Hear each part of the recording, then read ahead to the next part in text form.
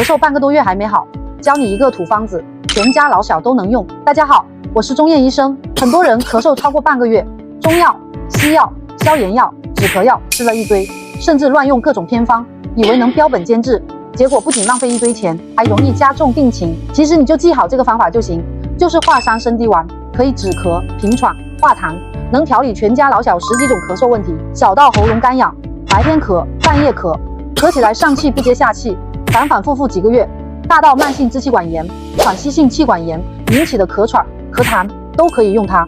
大家都学会了吗？